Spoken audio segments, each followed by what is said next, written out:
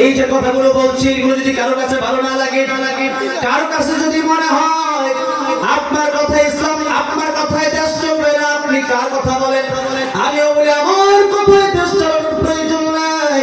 তোরা হলি খুনির দালাল, তোরা হলি স্বৈরাচারের দালাল, তোরা হলি এই দেশে নাস্তিকদের দালাল। আমরা হলাম আল্লাহ দালাল। আমরা কার দালাল? আল্লাহ দালাল। আল্লাহ বলেছে আল্লাহর কোরআনের বিরোধিতা যারা করবে আল্লাহর আকার জমিন থেকে তারা বের হয়ে যাও। এখন আমি আপনাদেরকে জিজ্ঞাসা করতে চাই, আল্লাহ যে বললেন ইয়া মাশারাল জিন্নি ওয়াল ইনসি ইন ইসতাতাতুম আন তানফুযু মিন আকতারিস সামাওয়াতি ওয়াল আরদি ফানফুযু। আল্লাহ বলেছেন আমার কোরআন ভালো লাগে না, আমার আইন ভালো লাগে না, ইসলাম ভালো লাগে না, আমারে ভালো লাগে না। এই যে আকাশ, এই যে জমিন, এটা কার? আল্লাহ বলেন কার? আল্লাহ বললেন তাবারাকাল্লাযী বিয়াদিহিল মুলক ওয়া হুয়া আলা কুল্লি শাইইন কাদির। আল্লাহ বললেন এই আকাশ জমিন, এই চন্দ্র সূর্য, পৃথিবীর মানুষ সবার একচ্ছত্র মালিকানা কার? বাদশার বাদশা, রাজার রাজা কে? এই জন্য আল্লাহর কথাই দুনিয়া চলবে, দুনিয়ার মানুষের কথাই আল্লাহর আইন চলবে না। এই জন্য এই দুনিয়াতে বা বিশেষ করে আমাদের দেশের ভিতরে 95% মুসলিম।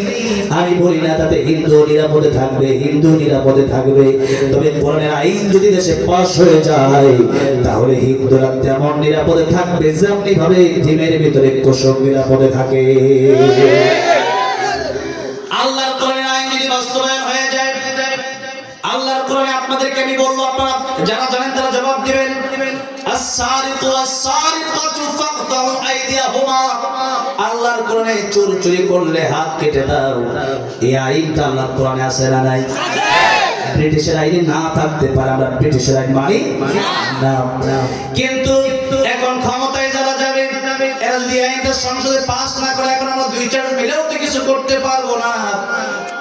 এই জন্য আল্লাহর কোরআনে যে আইনটা আছে বাইতুল মুকাররমের সামনে যমুনা টিভির সময় টিভি জাহাজ সবগুলো নিয়ে এরপরে হাজার হাজার লক্ষ লক্ষ মানুষের সামনে যদি হাতটা কেটে দেওয়া হতো, 1 দিন 2 দিন 3 দিন বিচার হবে। আমি আল্লাহর নামে কসম করে বলতে পারি আল্লাহর কোরআন আইন যদি বাস্তবায়ন হয়ে যায় এই দেশের চুরি ডাকাতিগুলো আস্তে আস্তে বন্ধ হয়ে যাবে। কিন্তু এই দেশের ভিতরে এই যে স্বৈরাচার গেছে এরপরও খুন আছে না নাই? ছোট্ট মুন্তা খুন হয়ে গেছে। এরপরে একটা মেয়েকে খুন করলো কয়েকদিন আগে, মর্নিন আবার একটা মেয়েকে খুন করলো। এই খুন প্রতিদিন আমাদের দেশে হচ্ছে কি হচ্ছে? খুন হচ্ছে। এই বিচারগুলো খুনের পরে এই নিয়ম হচ্ছে তাকেও খুন করতে হবে, তাকেও ফাঁসি দিয়ে দিতে হবে। আমাদের দেশের ভিতরে খুন খারাপি যারা করছে বিচার দেব কার কাছে? আমি ভুল করলে আমার যদি বাঁধেন রশি দিয়ে, আর রশি ভুল করলে রশিতে বাঁধবেন কি দিয়ে? এই দেশে যারা বিচার করে তারা এটা সবচেয়ে বড় চোর, এরাই সবচেয়ে বড় ডাকাত, এরা জনগণের টাকা মেরে খায়। এখন তো মোটামুটি কমছে, আগামীতেও যেন না আসে। আল্লাহ কবুল করেন বলে না আমি। এখন এতদিন জনগণের টাকা মেরে খাইছে, ওই এক এমপি আছে 70-80 টাকা তাহাজ্জুদ পড়ে। আমরা 10 টাকা পড়তে পারি না, ওরা 70-80 টাকা পড়ে। আমি দুবাই গেছিলাম, আমি ওমরা যখন গেছিলাম, আমি যে হোটেলে ছিলাম ওই হোটেল তো থাকতে পারে নাই। আমার হোটেলের ভাড়া ছিল 8 লাখ টাকা। কত?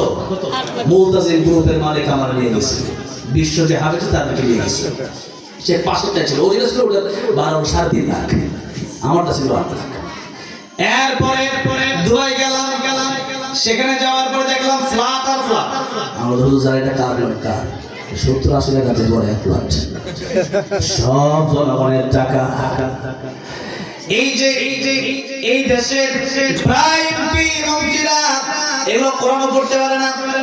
কোরআন যে ব্যক্তি পড়তে পারবে নেতা হতে পারে না। আল্লাহ বলছেন ইমাম, মসজিদের ইমাম হইল আসল নেতা।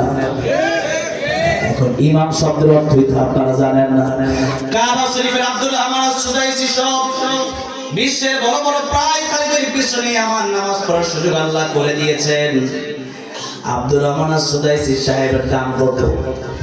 একটা প্রধানমন্ত্রীর দাম তাসির বেশি আব্দুর রহমান সুদাইসের দাম এক একজন ইমামের দাম কত এক একজন ইমাম যে বিচার করবেন যে ফয়সালা দিন ওঠে দেশের ফয়সালা হয়ে যাবে আর আমাদের দেশের ইমাম সাহেব ব্যাপারে মানুষ মনে করে ইমাম সাহেব ওইটার কি দাওয়াত খাইব 200 টাকা দিয়ে উড়ে যাবে ইমাম মানে নেতা ইমাম মানে বিচারপতি ইমাম মানে কি নেতা এখন নেতা যে ব্যক্তি হবে ওসি সাহেব যিনি হবেন যার কোরআন শরীফ পড়তে জানা লাগবে তিনি যদি নামাজ না পড়েন তিনি যদি কোরআন না জানেন কোরআনের পক্ষে তিনি রায় দিবেন না তিনি তো সুদ খেতেই পারেন ঘুষ খেতেই পারেন এই যে যিনি ওসি সাহেব তিনি যদি কোরআন পারেন যখন নামাজের সময় হয়ে যাবে ওসি সাহেব যদি বাকি কনস্টেবল বা যারা আছে এসআই সবাইকে নিয়ে যদি নামাজ শুরু করে দেয় বলেন শান্তি আল্লাহর পক্ষ থেকে আসবে কি আসবে না